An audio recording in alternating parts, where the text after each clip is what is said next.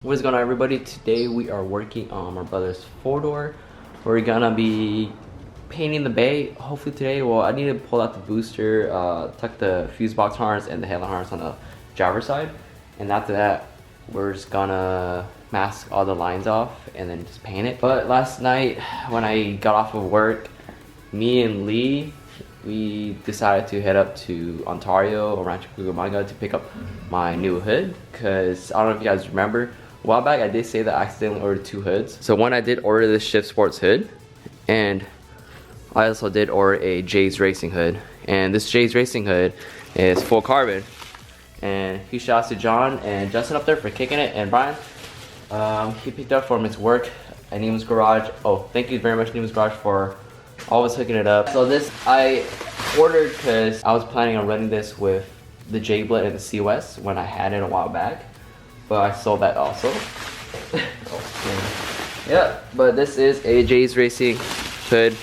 This is carbon, so I don't have to get this painted or anything. And one thing that I really like about this hood is the weave. My old VIS hood, you can see on some spots that they like patched up with more carbon if it's missing, but this is just straight up just all one weave, and it matches the spoon lip and the spoon mirrors, so that is perfect.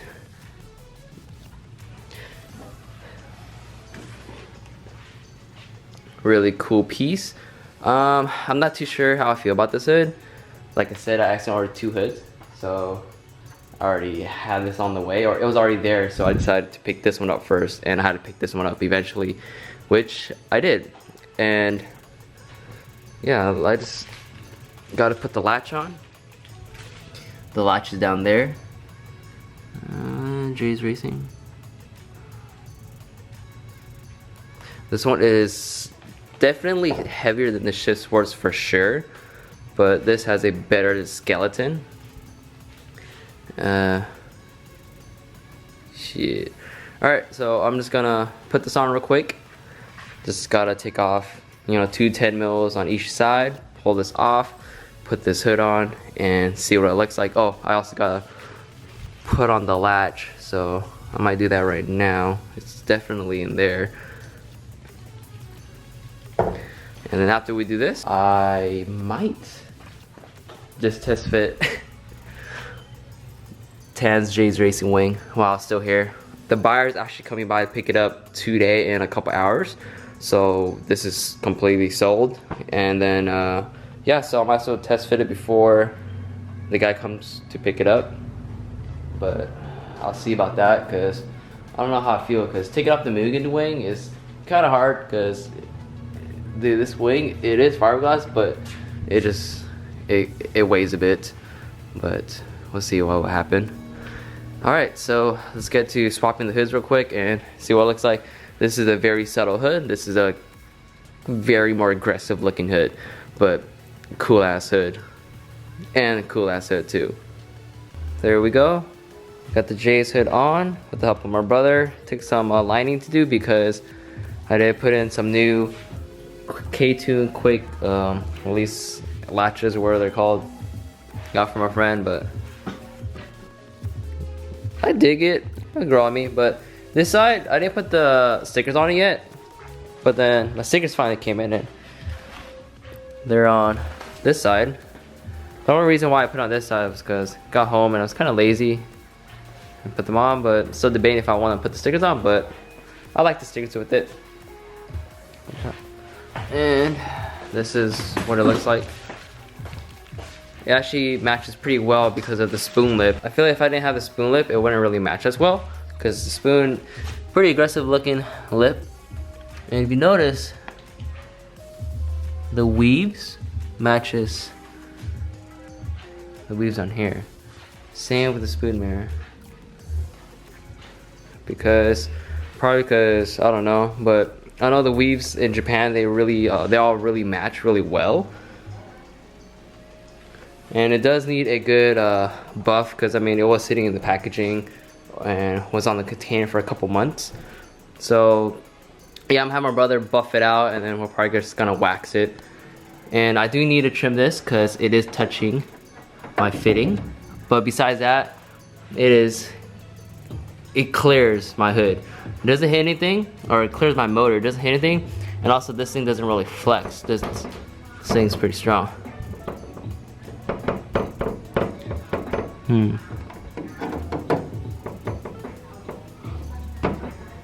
Something's hitting.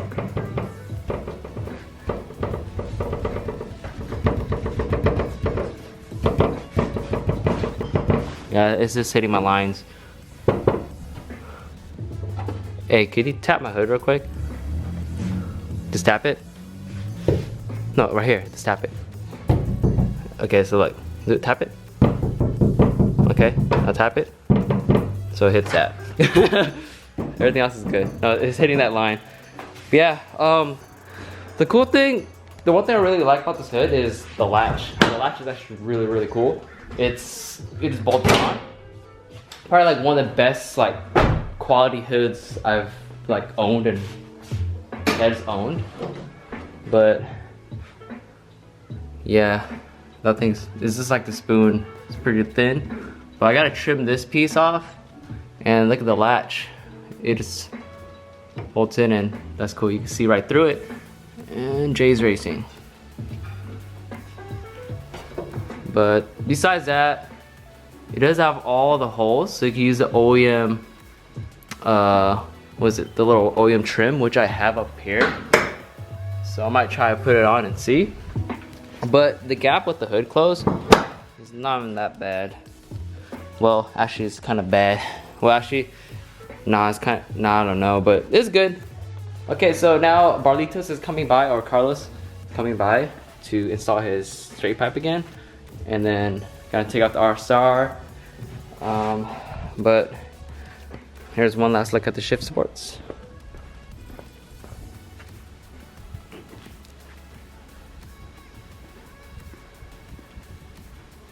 And this one is just, you can see it's made different. It's two separate skins, but this thing is, I would say, is more towards track cars, because this hood is super light. Like for driving, like on a, like the regular street, like this day-to-day basis, that hood is kind of sketchy. But for a track car, it's good. And the guy that's buying it, going on a track car. So, oh, and it's funny because the guy that's buying that hood is the one that bought my J-Blood and my C West rear bumper. So he's picking up that hood also for his hatch. So that's cool. Probably go wash it later, but I might go trim that first and go wash it. So let's move over to my brother's car. All right, so I started pulling off a lot of the other things. I have to go inside and take out the throttle cable and the cruise control cable, and then gonna take out the clutch master and pull it out with the whole line, so I don't have to leak fluid everywhere. And then also I'm gonna cut this hose right here with the fuel filter, since we're gonna be running AN fittings on it. And gotta move this all inside also. Take this out. The booster, I really want to take out, but what I might do is just take out these two 12s, pull the booster out, cover the master, and then pull this off and then paint everything. And then the brakes, the prop valve, I'm gonna leave it there. I'm gonna paint over it just like how I did my hatch. Just gonna mask it off, and then also that over there. But slowly but surely, we're probably gonna prep the bay a lot more for paint today, and then might put the subframe in, or actually we're gonna paint the subframe in. Paint the subframe first, so it looks a lot nicer. You have Carlos over here, he's putting his straight pad back on. The last video, he was actually putting on a quad exhaust, now he's going back to straight pipe. Yeah, got the lowrider camber.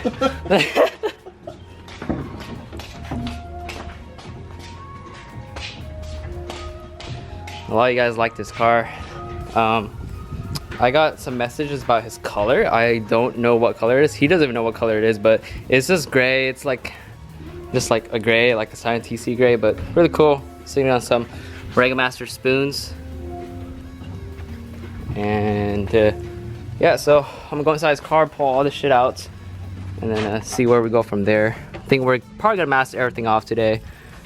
Oh, and a quick glance at the subframe before we put it in. So the surfer is mounted on by one bolt right here, two bolts right here, And that one. another one right here, and same on the opposite side.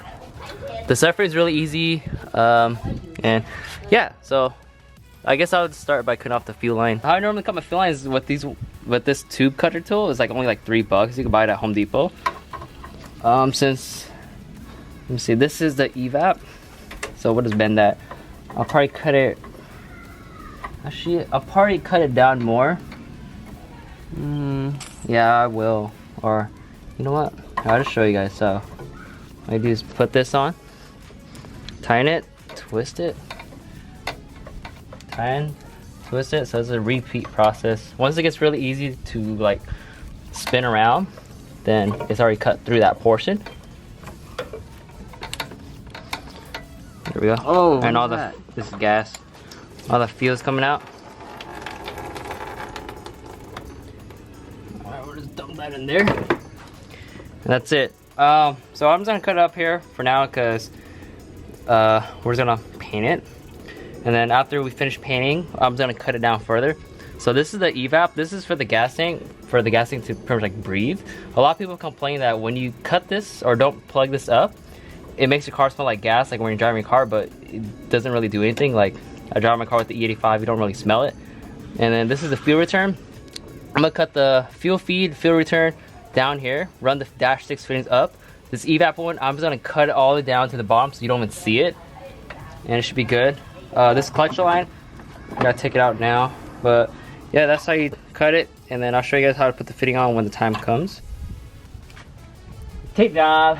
Yeah, we got everything off, boosters off, everything else, and my brother's kind of half-assing the tape right now. This looks perfect. Yeah, we just left it like this because I don't want to bleed the brakes. I hate bleeding brakes, so we're just gonna cover it with like a plastic bag, and then it'll be ready for paint. Carlos finished putting his exhaust on. I told him to test fit the TEs, but he doesn't want to. I think it'll look good on his car, but it look fine. Oh, I'll plug up that hole too. So I just got off of work around like 30 minutes ago, and then my brother already started painting it. But what he did was he didn't apply the clear coat yet, so we're doing the clear coat right now. And I don't know if you guys can see it, but we used 1 can of 2K clear already, and you guys can see how wet it is. So that's only 1 can of 2K. I focused on the back of the firewall, mainly around here, and I'm about to do another can of 2K after 10 minutes. But you guys can see how wet that is. My brother did forget to take off the camera bolts or camera kits, so we'll probably get new bolts for that. Yeah, so shaking up that second can right now. And yeah, so this is Rust-Oleum Ultra Cover, like 2 times white, and what was it, 4 cans of white.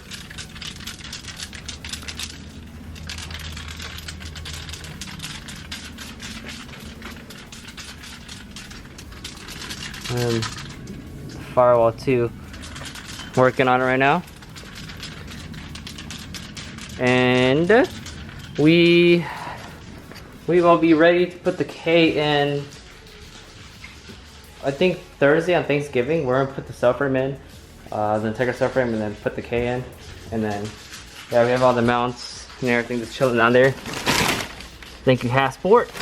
And yeah, so should be going in, and I'll keep you guys updated on the second coat. It might be too dark to film, but we'll see. But so far right now, after the first coat of 2K, looking really good. And we did take out the booster, but left all this here. And yeah, got another like 4 minutes, and then I'll shoot it again with some clear, and we should be good. But Rust-Oleum does work really good with that 2K clear.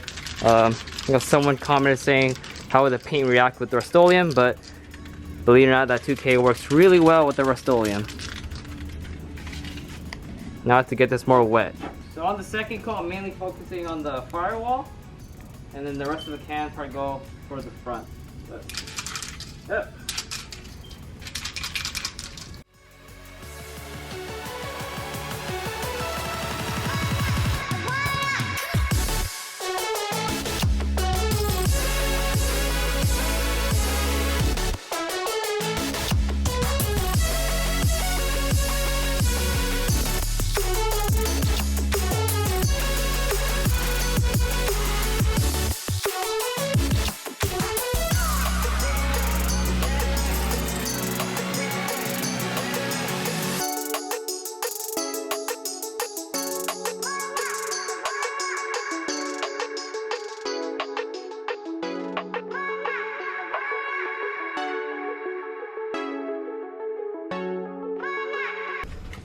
Second coat is done.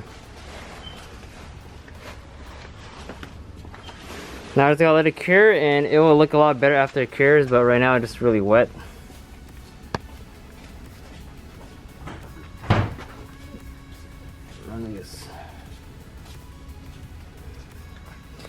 Now we're gonna put the hood down and let it cure for a week. Well, a week. And that's it. I hate daylight savings. It's just, it gets dark so early, so I have to rush home from work and then, you know. But anyways, guys, all I said, just keep it. Stay tuned for when the subframe and the motor goes in.